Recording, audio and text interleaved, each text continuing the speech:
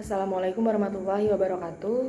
Perkenalkan, nama saya Melisa Putriandini. Saya dari program studi pendidikan bahasa Inggris semester 5. Di video ini saya akan sedikit menjelaskan tentang beberapa materi yang sudah dibahas minggu lalu untuk memenuhi tugas ulangan tengah semester mata kuliah Teaching English for Asian Language. Baiklah, untuk materi yang pertama adalah Teaching English for Asian Language. Jadi definisi dari Teaching English for Asian Language ini adalah pengajaran bahasa Inggris sebagai bahasa asing atau TOEFL seperti yang paling sering disebut. Jadi ini melibatkan pengajaran bahasa Inggris sebagai bahasa asing di negara-negara yang mana bahasa Inggris ini bukan sebagai bahasa utama. Salah satunya adalah negara Indonesia. Kemudian ada beberapa perbedaan antara first, second, and foreign language. Jadi yang pertama adalah bahasa pertama ini adalah bahasa yang diperoleh seseorang sejak lahir. Kemudian bahasa kedua ini adalah bahasa non asli yang biasanya dipelajari pada tahap selanjutnya. Sedangkan bahasa asing mengacu pada bahasa yang tidak banyak digunakan oleh masyarakat yang ada di negara itu. Kemudian materi selanjutnya adalah classroom management. Jadi definisi dari classroom management ini adalah kemampuan guru untuk mengatur dan mengontrol ruang kelas. Seorang guru harus membangun hubungan yang baik di kelas karena dengan membangun hubungan yang baik, siswa lebih cenderung merasa bahwa mereka dapat mempercayai guru dan kepercayaan ini akan menciptakan rasa hormat di kelas. Rasa hormat antara siswa dan guru merupakan unsur yang diperlukan dalam kelas agar siswa mematuhi peraturan dan tata tertib yang telah dibuat oleh seorang guru. Selanjutnya ada beberapa jenis dari classroom management itu sendiri. Yang pertama ada authoritarian classroom management style. Jadi gaya mengajar otoriter ini mengacu pada seorang guru yang memiliki kendali penuh atas kelas mereka. Jadi guru otoriter ini menciptakan lingkungan belajar yang sangat terstruktur dengan penekanan yang kuat pada aturan-aturan yang sudah ditetapkan. Jadi selain itu, guru dengan manajemen otoriter ini cenderung memiliki tingkat keterlibatan yang rendah dengan siswa mereka. Akibatnya, anak-anak di ruang kelas dengan manajemen classroom otoriter ini sering merasa terintimidasi, kemudian tidak percaya dan juga jauh dari guru-guru mereka. Selanjutnya yang kedua ada authoritative classroom management style. Jadi guru yang berwibawa tegas namun adil. Mereka membuat aturan dan secara konsisten menegakkannya. Tetapi mereka juga menghargai masukan dari siswa mereka. Jika seorang siswa memiliki umpan balik mengenai aturan atau ide-ide di kelas untuk meningkatkan lingkungan belajar, guru ini tidak segan ataupun akan menanggapnya dengan ramah, menerima saran dan membuat perubahan sesuai keinginan mereka. Manajemen kelas otoritatif ini sangat ideal untuk siswa dan guru karena guru dihormati dan disukai oleh siswa dan siswanya juga berkompeten secara sosial dan juga dapat bertanggung jawab. Lalu nomor 3 adalah permissive classroom management style. Jadi guru permisif ini adalah kebalikan dari guru yang berwibawa. Mereka memiliki tingkat keterlibatan dan kontrol siswa yang rendah. Guru dengan permissive classroom management ini tidak menetapkan aturan ataupun menghukum perilaku buruk yang sudah dilakukan oleh siswanya. Jadi siswa ini memiliki banyak kebebasan yang mengakibatkan lingkungan belajar mereka ini menjadi tidak teratur dan tidak produktif. Hal ini seringkali mengakibatkan siswanya ini tidak tumbuh baik secara akademis maupun secara sosial. Kemudian nomor 4 adalah indulgent classroom management style. Jadi manajemen classroom ini juga memiliki tingkat kontrol yang rendah atas kelas mereka.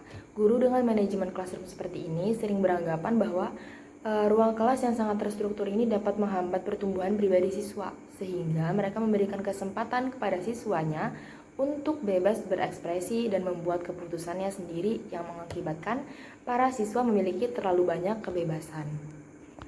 Akan tetapi, guru dengan classroom management seperti ini sangat peduli dengan siswa mereka, seperti dengan apa yang terjadi dalam kehidupan mereka sehari-hari. Tetapi guru dengan manajemen classroom seperti ini cenderung terlalu ramah, sehingga mereka sangat disukai oleh siswa lantaran siswa ini merasa nyaman berbicara dengan guru mereka, dan hal ini yang dapat mengakibatkan siswa ini kurang menghormati gurunya karena mereka melihat guru ini hanya sebagai seorang teman. Lalu selanjutnya ada cara menganalisis. Yang pertama ada fill in a form or questionnaire. Jadi cara ini adalah cara yang sering digunakan. Jadi agar tidak membuat mereka ini merasa bosan karena cara ini sering digunakan, Mungkin kita bisa membuatnya lebih menarik dengan mewawancarai siswa ini satu sama lain. Kemudian yang kedua ada interview. Nah, interview ini juga adalah salah satu cara yang sering dilakukan, tapi kita bisa membuatnya lebih menarik dengan cara meminta siswa ini untuk mewawancarai satu sama lain secara berpasangan dan kemudian menandai pewawancara dengan seberapa banyak informasi relevan yang sudah mereka dapatkan. Lalu nomor 3 adalah combine with another lesson atau menggabungkan dengan pelajaran yang lain. Kemudian nomor 4 adalah modal. Jadi siswa mengisi kata kerja modal yang tepat, kemudian dapat membandingkannya berpasangan. Kemudian nomor 5 adalah presentasi. Selanjutnya ada how to teach. Jadi yang pertama adalah teacher center, yang dimana pengajar ini kelasnya berpusat pada guru. Kemudian yang kedua ada student center, dimana siswa ini kelasnya berpusat kepada siswa. Lalu materi selanjutnya adalah TOEFL in Indonesia. Jadi TOEFL in Indonesia ini adalah materi bahasa Inggris yang mengajarkan bahasa Inggris sebagai bahasa asing. Karena memang pada konteksnya bahasa Inggris ini adalah bukan bahasa yang biasa digunakan untuk berkomunikasi sehari-hari di negara Indonesia. Lalu ada beberapa jenis dari TOEFL in Indonesia. Yang pertama ada EFL atau English Foreign Language. Jadi English Foreign Language ini adalah program yang membantu pelajar di atas 16 tahun untuk meningkatkan kemampuan bahasa Inggris mereka. Yang kedua ada ELT atau English Language Teaching. Jadi ELT ini mengacu pada aktivitas dan juga industri pengajaran bahasa Inggris kepada non-penutur asli. Kemudian nomor 3 ada ISP atau English for Specific Purpose. Jadi ISP ini mengacu pada pengajaran untuk mahasiswa atau orang yang sudah bekerja dengan tujuan tertentu. Selanjutnya nomor 4 adalah English for Academic Purpose. Jadi English for Academic Purpose ini mengacu pada keterampilan yang diperlukan untuk tampil dalam konteks akademik yang biasanya ditemui di lingkungan universitas. Selanjutnya ada metode pembelajaran. Yang pertama ada Grammar Translation Method atau GTM.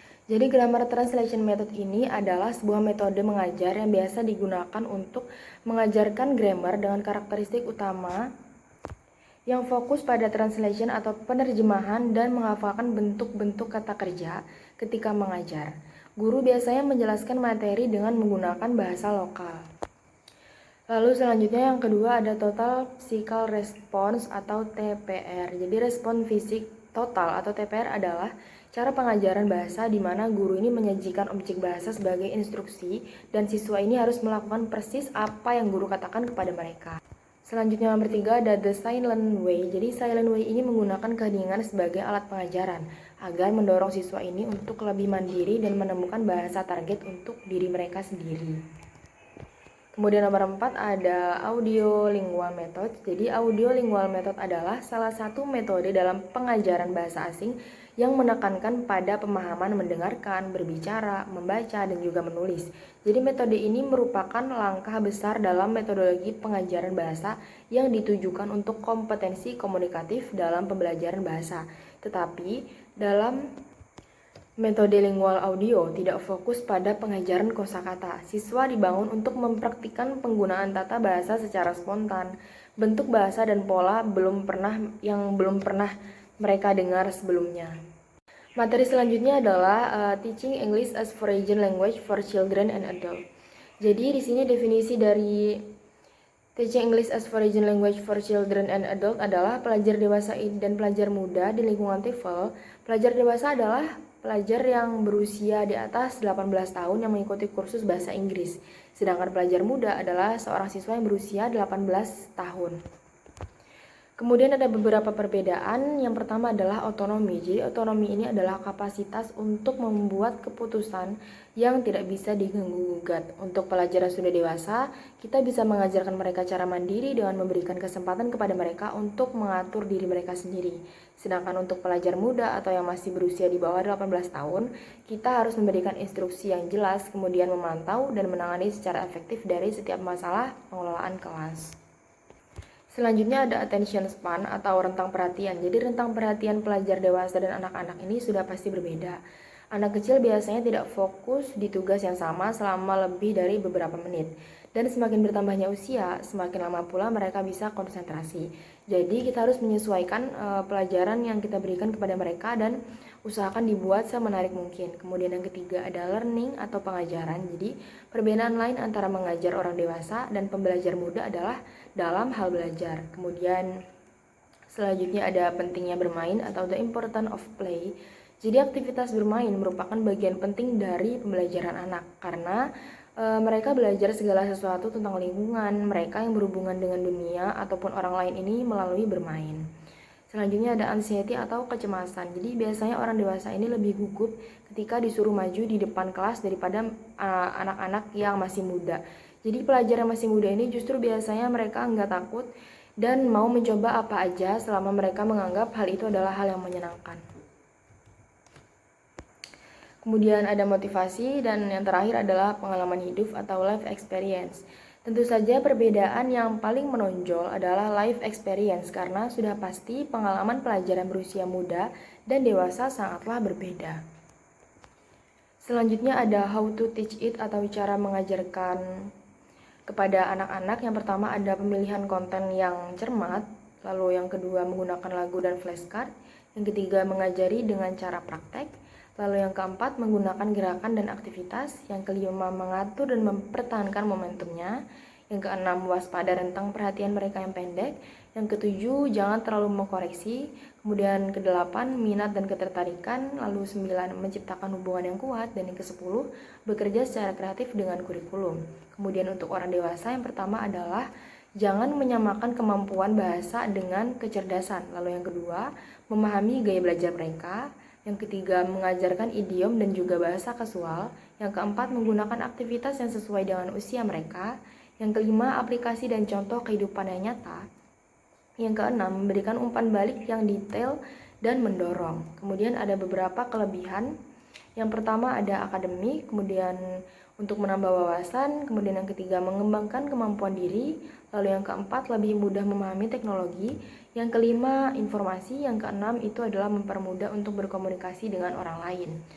Kemudian di sini juga ada beberapa kekurangan. Yang pertama adalah kurang menguasai skill, kemudian kurangnya motivasi siswa, dan juga yang terakhir adalah bahasa Inggris ini sulit dipelajari. Baiklah, saya rasa cukup penjelasan saya di video kali ini. Kurang lebihnya mohon maaf. Wassalamualaikum warahmatullahi wabarakatuh.